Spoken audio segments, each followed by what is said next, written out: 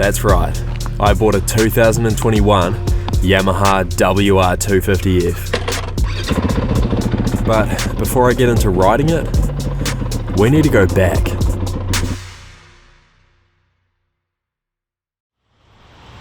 It was a sunny day, and having just signed away my kneecaps to MTF Finance, I was down at my local Yamaha dealership to pick up my new bike.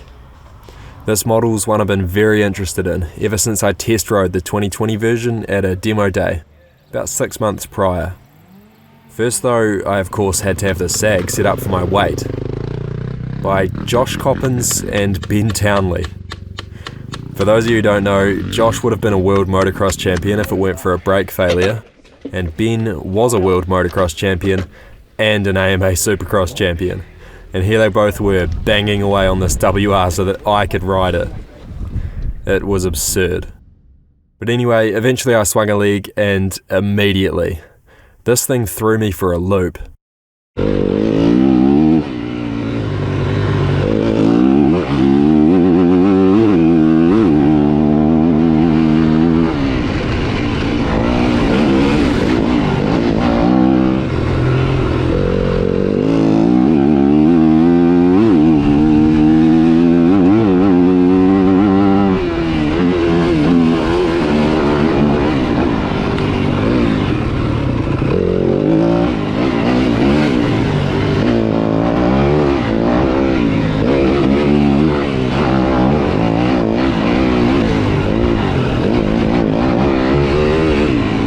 See, WRs of old were too heavy, too soft and too slow.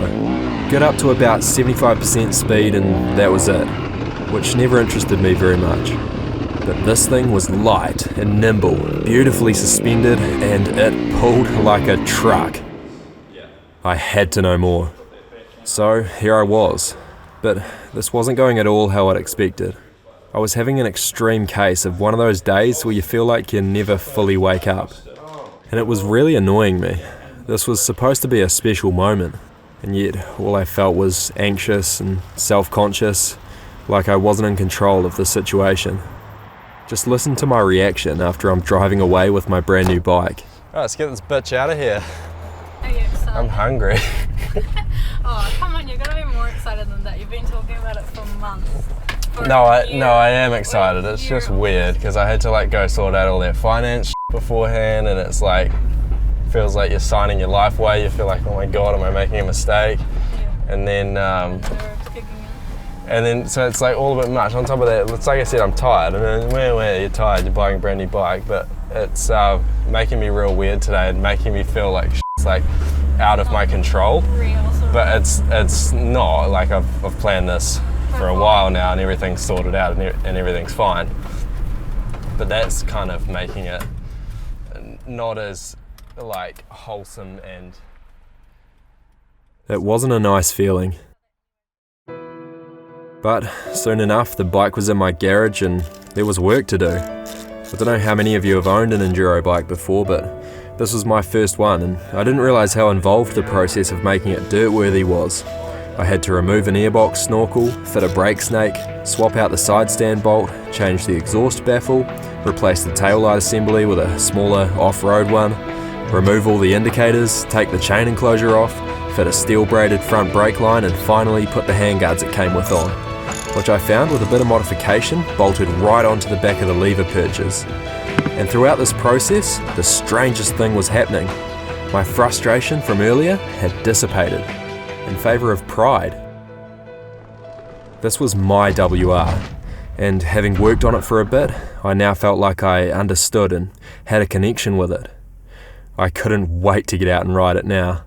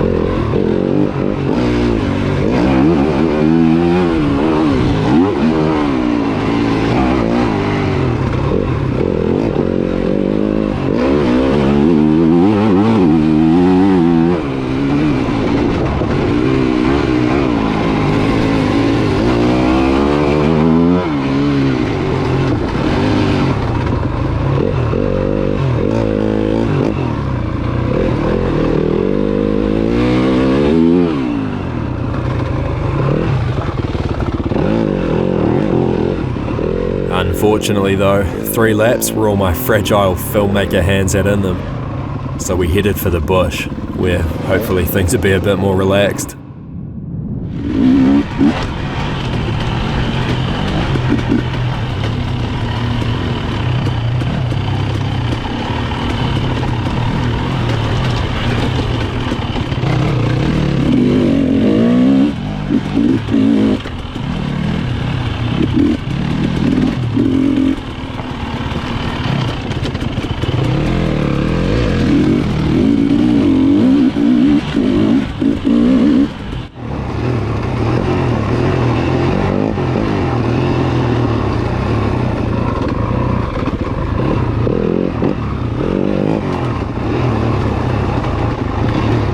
This is also the first time you guys will be seeing Kynan's new bike.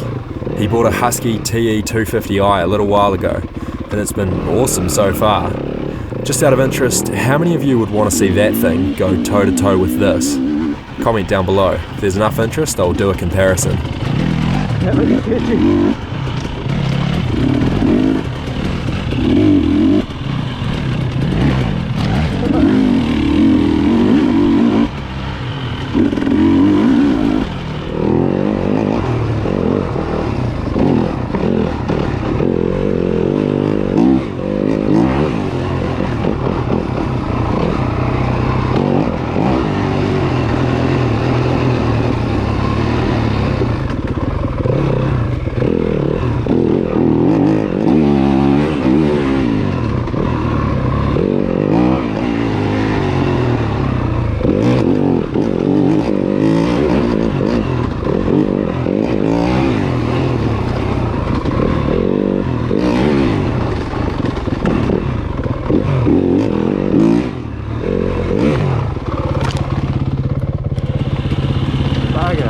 Blew that one out. There wasn't much to lean on there. No. Couple sticks.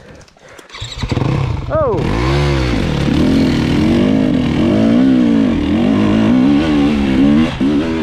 You haven't really ridden a bike until you've crashed it, so it was actually good to get that out of the way.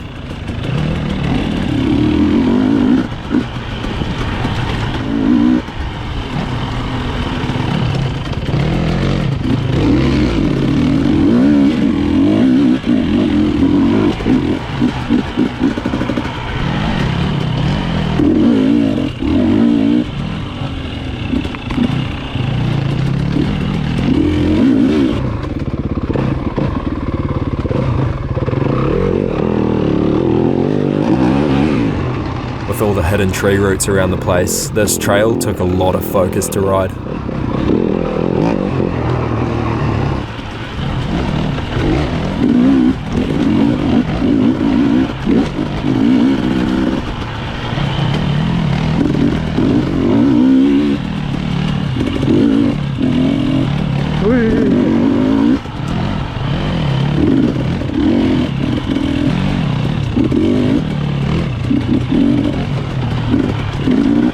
Perfect.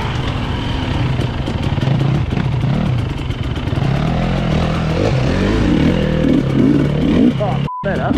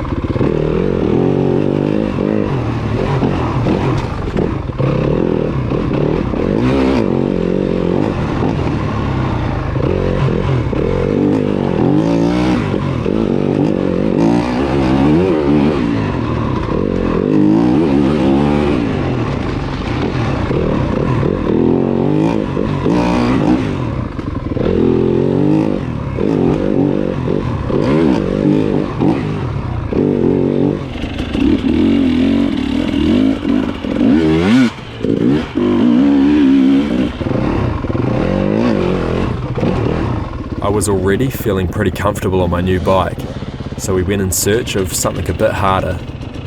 And we found it. That's a big hop. Now, there's some hard out boys coming around here. Shall we give it a go? Yeah, after you, mate. Oh.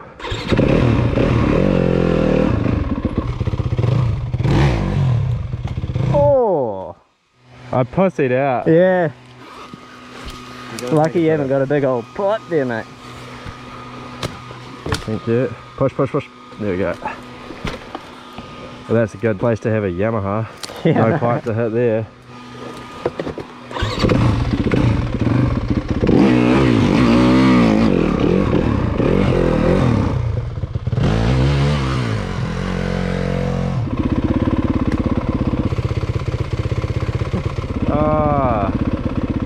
It seemed so much scarier in real life.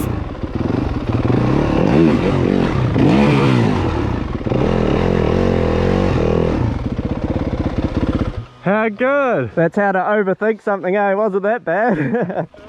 Yeah. Oh, it is quite big.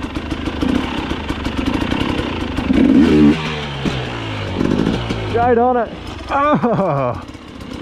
I chickened out like you did. Yeah, it's a bit like that. But second time around,